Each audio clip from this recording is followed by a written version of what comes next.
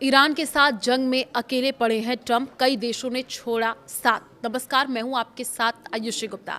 देखिए, ईरान में खामेनेई समेत 40 से भी ज्यादा अधिकारियों के मारे जाने के बाद अमेरिका के लिए ये जंग बड़ी सफलता की तरह दिख रहा था, लेकिन 17 दिन बाद हालात बदल चुके हैं। युद्ध का कोई साफ अंत नजर नहीं आ रहा है।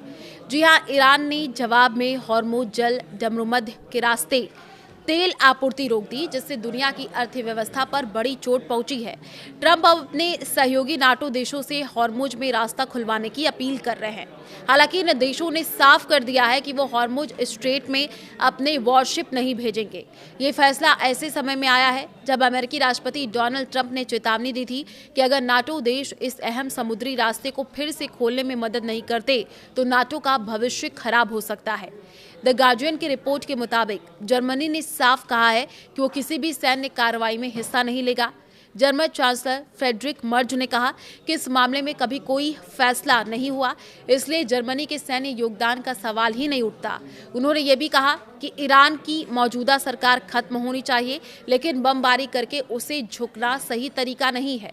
आपको बता दें कि जर्मनी के रक्षा मंत्री बोरिस पिस्टोरियस ने भी अमेरिका पर सवाल उठाया। उन्होंने कहा कि ये यूरोप का युद्ध नहीं है, और जब अमेरिकी नौसेना खुद इतनी ताकतवर है तो कुछ यूरोपीय जहाज क्या कर लेंगे। तो ब्रिटेन के प्रधानमंत्री कीर स्टारमर ने कहा उनका देश इस बड़े युद्ध में नहीं फंसेगा। उन्होंने माना कि हॉर्मुज स्ट्रेट को फिर से खोलना जरूरी है ताकि तेल बाजार स्थिर रहे, लेकिन ये आसान काम नहीं है। उन्होंने ये भी कहा कि कोई भी कदम ज्यादा से ज्यादा देशों की सहमति से ही उठाया जाएगा। यूरोपीय देशों ने सैन्य कार्रवाई की बजाय कूटनीति पर जोर दिया। ये जल डमरुमध्य बहुत अहम है क्योंकि यहाँ से दुनिया के लगभग 20% तेल और गैस की सप्लाई होती है, जो फिलहाल ईरान के कारण प्रभावित हो रही है। इटली के विदेश मंत्री एंटोनिया ताजानी ने यह कहा कि इस संकट का हल बातचीत से ही निकलना चाहिए और उनका देश किसी नौसैनिक मिशन को बढ़ाने के पक्ष में नहीं है। उन्होंने ये भी कहा कि यूरोपीय यूनियन के मौजूदा मिशन सिर्फ समुद्री डकैती रोकने और रक्षा के लिए हैं, उन्हें युद्ध में नहीं बदला जा सकता। ऑस्ट्रेलिया, फ्रांस और जापान ने भी साफ कर दिया है कि वे अपने युद्धपोत नहीं भेजेंगे। दूसरी ओर ट्रंप लगातार अपने सहयोगियों पर दबाव बना रहे हैं। उन्होंने कहा कि जिन देशों को इस समुद्री रास्ते से फायदा होता है उन्हें उसकी सुरक्षा में हिस्सा लेना चाहिए। ट्रंप ने खास तौर पर ब्रिटेन से नाराजगी भी जताई, हालांकि उन्होंने उम्मीद की है कि वो इसमें शामिल होगा।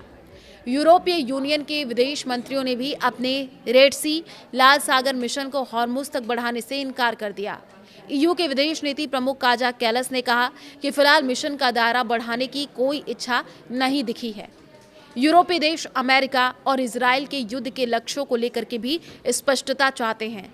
एस्टोनिया के विदेश मंत्री ने कहा कि उन्हें समझना है कि ट्रंप की रणनीति क्या है और आगे की क्या योजना होने वाली है। देखिए, इस बीच इजराइल ने ईरान के कई शहर जैसे तेहरान, शिराज और तबरीज में बड़े पैमाने पर हमले किए हैं। इजराइल का ये दावा है कि उसने ईरान के पूर्व सर्वोच्च नेता अयतुल्ला अली खामेनेई से जुड़ा एक विमान भी नष्ट कर दिया है। इजरायली सेना का कहना है कि ईरान के साथ अगले 3 सप्ताह तक लड़ने के लिए उनकी प्लानिंग तैयार है। सेना के प्रवक्ता नदाव शोशानी ने सोमवार को ये कह दिया कि सेना ने इससे आगे के समय के लिए भी अलग योजनाएं बना रखी हैं।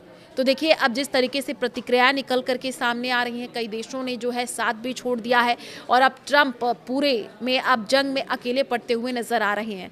अब अलग अलग जो तस्वीरें भी सामने आ रही हैं, जिस तरीके से मिडिल ईस्ट में युद्ध लगातार बढ़ता जा रहा है, उससे अब पूरी जो आप कह सकते हैं विश्व की निगाहें अब इस युद्ध पर टिकी हुई हैं।